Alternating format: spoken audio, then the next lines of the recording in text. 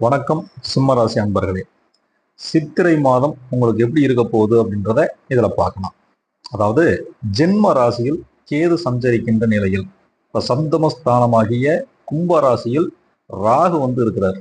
இப்ப அஷ்டம ராசியான 8ஆம் இடத்துல மீனத்துல சனி செவ்வாய் மற்றும் புதன் இணைஞ்சிருக்காங்க. இப்ப பாக்யஸ்தானத்துல சூரியனும் சுக்கிரனும் சஞ்சரிப்பதால் லாபஸ்தானத்தில் குரு சஞ்சரிக்கிறாரு. இப்போ வருமானம்ன்றது உங்களுக்கு திருப்திகரமா இருக்கும். வைத்திய செலவுகள் இருந்தா கூட அந்த செலவை சமாளிக்கிற அளவுக்கு உங்களுக்கு வருமானங்கள் இருக்கும். ஏன்னா லாபஸ்தானத்துல குரு இருக்கிறாரு. இப்போ உங்களுக்கு எதிர்வராத பண வரவுக்கும் சாத்தியம் இருக்கு. அஷ்டமஸ்தானமாகிய மீன ராசியில் சனி செவ்வாய் கூட்டு சேர்க்கை ஏற்பட்டிருக்கிறதுனால உஷ்ட சம்பந்தமான உடல் பிரச்சனைகள் உங்களுக்கு ஏற்படுவதற்கான வாய்ப்பு இருக்கு. இந்த மருத்துவ செலவுகள் இருக்கும். அதை கொஞ்சம் பார்த்து நீங்க கேர்ஃபுல்லா இது பண்ணிக்கணும். ஜென்ம ராசியில மோட்சக்காரகன் அப்படின்னு சொல்லக்கூடிய கேது இருக்கிறதுனால நிறைய கோவில்களுக்கு சென்று வருவதற்கான அமைப்பு உங்களுக்கு இருக்கு. இப்ப சூரியன், சுக்கிரன், குரு மற்றும் கேது ஆகிய 4 கிரகங்களும் எல்லாம் சுபத்தன்மையில் இருக்கிறதுனால புனித யாத்திரை அது போயிட்டு வர்றதுக்கான வாய்ப்புகளும் உங்களுக்கு இருக்கு. இப்ப இறைவன் நம்முடைய மகான்கள் பாடல் பெற்ற திருத்தலங்கள் அந்த மாதிரி இது போறதுக்கும் உங்களுக்கு சான்சஸ் இருக்கு. திருமண வயதில் பிள்ளைங்க இருந்தாலோ அல்லது திருமண வயதில் நீங்க இருந்தீங்கன்னா திருமண வரன் பார்த்து இருந்தால் சாதகமாக அமையும். திருமணமானவங்க குழந்தை பேருக்காக வெயிட் பண்ணிட்டு இருந்தீங்கன்னா புத்திர பாக்கியம் கிட்டும். வேலை அப்படின்னா இந்த வேலை உங்களுக்கு வழக்கத்தை விட கொஞ்சம் அதிகமான ஒர்க்லோடு இருக்கும். இருந்தாலும் அதை உங்களுக்கான சேலஞ்சிங்கா எடுத்து பண்ணுங்க. உங்களை உங்கள் மேலதிகாரிகள் கவனித்துக் கொண்டிருப்பார்கள். அதனால உங்களுக்கான அங்கீகாரமும் கிடைக்கும். என்னடா நம்ம இவ்வளவு ஹார்ட் ஒர்க் பண்றோம், நம்மளை யாரும் கண்டுக்கலையா அப்படின்னு நினைக்காதீங்க. இந்த மாசம் உங்களுக்கான அந்த ஒரு அங்கீகாரம் கிடைக்கும், பாராட்டுகள் கிடைக்கும், இன்கிரிமெண்ட்டும் ப்ரொமோஷன் கிடைப்பதற்கான வாய்ப்புகள் இருக்கு. அதனால ஏன்னா நிறைய கிரகங்கள் சுப பலன்ல இருக்கிறதுனால உங்களுடைய கடமையை நீங்கள் கரெக்டா செஞ்சுக்கிட்டு வாங்க. கண்டிப்பா அதுக்கான பலன் உங்களுக்கு கிடைக்கும்.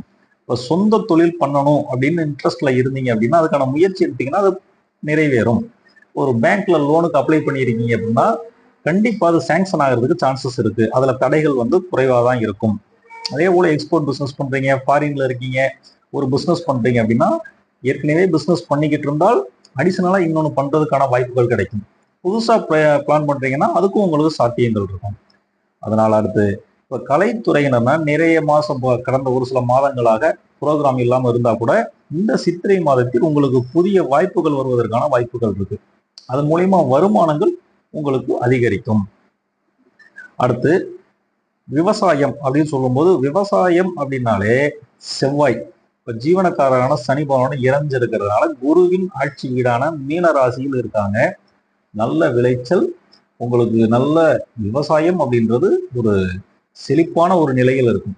அதனால நீங்க விவசாயத்தில் இருக்கிறவங்க ஒரு மகிழ்ச்சிகரமான நிலையில் இருப்பதற்கான வாய்ப்புகள் இருக்கு. இப்ப பெண்கள் அப்படின்னு எடுத்துக்கிட்டீங்கனாலே இப்ப பெண்களோட ஆரோக்கியத்துக்காக கூடிய சுக்கிர பகவான் அவர் சுபபலத்தில் இருக்கிறதுனால எண்ணங்கள், எதிர்பார்ப்புகள் நடக்கும். ஆக மொத்தம் இந்த சித்திரை மாதம் சிம்ம ராசிக்காரர்களுக்கு அதிர்ஷ்டத்தை கொடுக்கக்கூடிய மாதமாக இருக்கும். உங்களுக்கு வரக்கூடிய வாய்ப்புகளை பயன்படுத்தி கொள்ளுங்கள். இதுக்கான பரிகாரம் அப்படின்னு பாத்தீங்கன்னா அஷ்டமஸ்தானத்துல, அதாவது 8ஆம் இடத்துல சனி மற்றும் செவ்வாய் சேர்ந்து இருக்கிறதால உடல் ஆரோக்கியத்தில் கவனம் வேண்டும். குறிப்பா நைட்டு தனியா போறதையும் 2 வீலர்ல போகும்போது கொஞ்சம் கேர்ஃபுல்லா போயிட்டு வாங்க. அதாவது வண்டி வாகனங்கள்ல போயிட்டு வரும்போது கொஞ்சம் கவனத்துடன் கையாளுங்கள். இந்த விஷயங்கள். அதுக்கப்புறம் சிவன் கோவிலுக்கும் பெருமாள் கோயிலுக்கும் உங்களுக்கு டைம் கிடைக்கும் போது போயிட்டு வாங்க. இந்த மாதம் உங்களுக்கு அற்புதமான அதிர்ஷ்டத்தை கொடுக்கும் மாதமாக இருக்கிறது. நன்றி, வணக்கம்.